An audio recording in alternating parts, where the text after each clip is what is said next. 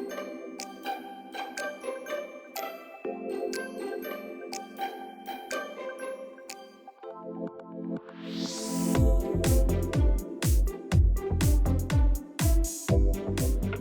friends, welcome back to Ashes to Dust City Stead. As you may be able to tell, I have a bit of a nasally sound going on right now. Most of you know I'm a hairstylist, and the very last day that I was working, I think I ended up getting exposed to COVID, and it is now December 31st. So I have been dealing with that for like 11 days now. Thankfully, being that I am my own boss, I was able to mark off my schedule, so I didn't have to go into work and expose more people. But I have been off of work for that long, and I still am not feeling the best. But I just wanted to show you what I got for Christmas. My mom ever so graciously bought this for me. It is something that I have wanted for a million years, and I'm just so grateful for her and for this gift. But yeah, I just want to do a little unboxing and show you, and it's so hilarious because, well, let me just get started. Now, it's really heavy, so I gotta bring it over here. Oh my gosh. I got a All-American canner in the color berry blue, which, if you know me, is hilarious because my last name is Berry. So I thought this was just so fitting. Isn't this just gorgeous? I am so excited to use this. I have actually some turkey bones and carcasses in my Nesco right now. They have been boiling down for like about 24 hours, and I'm planning to can up some turkey bone broth with my brand new canner. I hope that everybody had a Merry Christmas. I hope that everybody stayed healthy, and if you didn't, I hope that you continue to get well. Also, one last thing, if you have anything that you love to can, please send me recipes, send me links, anything. I will be ever so grateful. Thank you.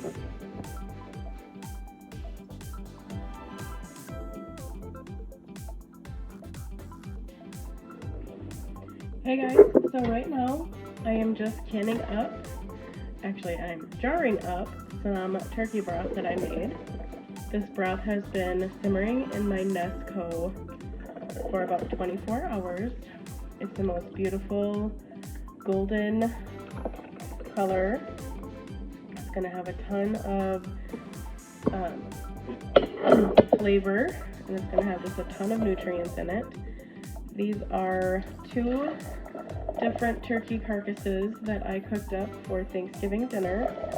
I missed a bunch of vegetables, and my turkeys were actually brined and seasoned, and you don't have to worry about any of that. It's just going to add a ton of flavor into your broth.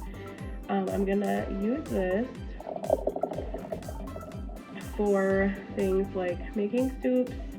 Sometimes I will add broth whenever I'm making rice. It just gives it just a little bit more body and a little bit more flavor and some more protein. You can use this to sip on whenever you're sick. As you can hear, I have a little bit of a cold going on. I am actually just getting over COVID. But this would be really nourishing to sip on while you are sick. I'm gonna do 7 quarts of this, and then I'm gonna end up doing probably a couple canner loads of pints as well, just because I know that my fiance does not really love soup, so I'm not going to be using just quarts all the time. I will probably mostly be using it to cook rice and things like that most of the time. but as you can see, this just goes pretty quickly. I have my canner on the stove heating up. I got a brand new All-American canner for Christmas from my mom, and if any of you know where I live in Wisconsin, and the All-American brand is actually made in Wisconsin, so I thought that was pretty cool. Just a little bit of a history lesson for you guys.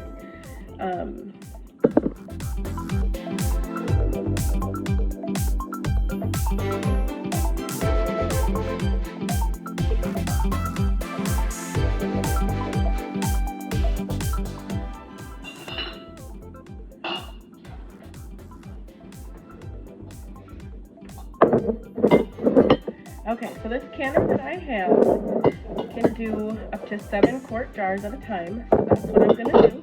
I'm gonna fill her to the max because to me it seems pointless to have a half canner load, especially when I have all of this beautiful, nutritious broth here that I could be canning up all together. And then actually, I think that the canner will hold, is it 14 pint-sized jars at a time? So I'm hopefully going to be able to get quite a few jars of broth.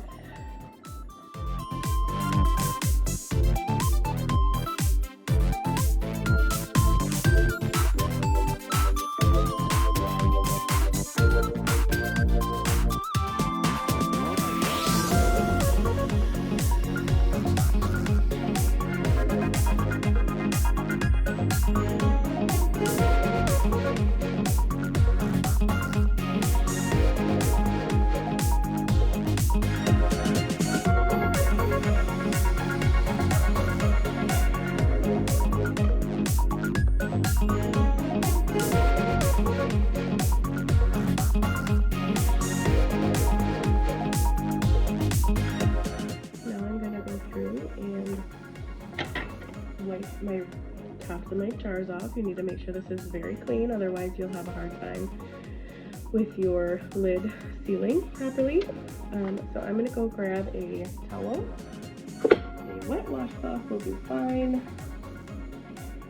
I'm going to go ahead and get all the lids and rings on.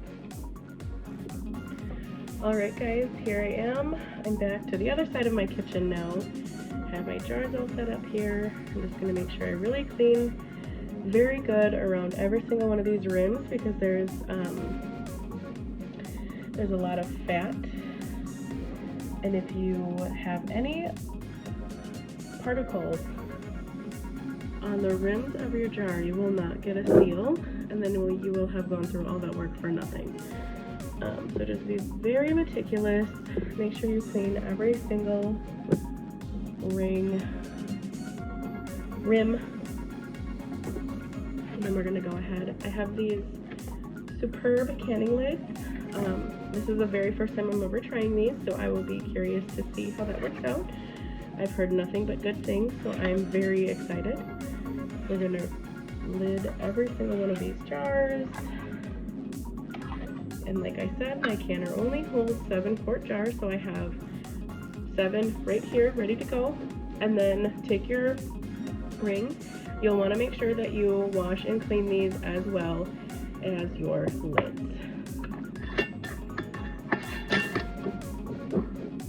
Fingertip tight as always.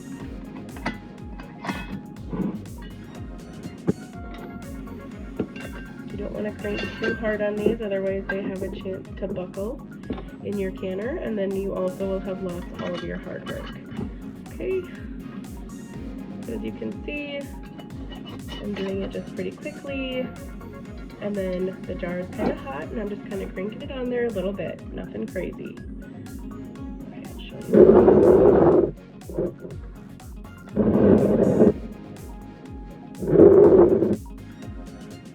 Okay, so you want to make sure that your lid is on there nice and snug. Screw that on. See how it's just very fingertip tight? And then you just do one little crank. That's what I do. I've always done. Some people literally just do the fingertip tight, like very fingertips, but I feel like it's not gonna get as good of a seal if you end up just lightly doing it. So that's why I do that. Now I'm gonna go ahead, my canner is heating up. It's coming to a steam, and I'm gonna go ahead and get my jars in and put my lid on, and then we're gonna go ahead and start canning.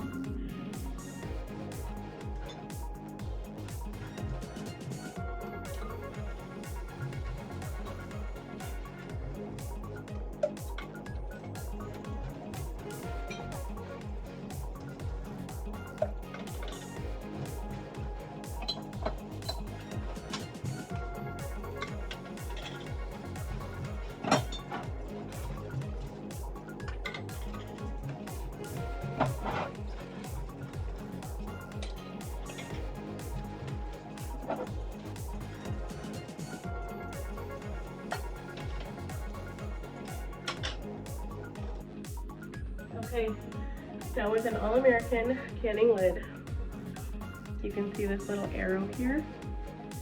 There's a little notch in the canner right here that you need to line that up with.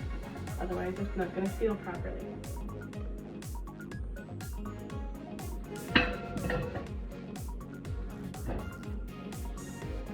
Okay, so it kind of goes on a little bit off kilter. Then you just leave it on.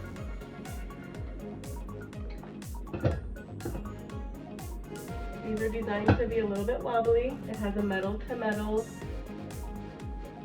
seal, so there's no gasket in these.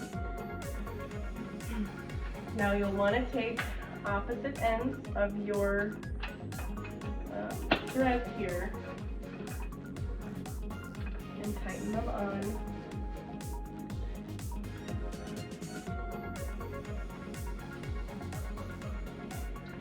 Again, we're going to do opposite sides. Look at my thing is already steaming out. Do that one a little bit.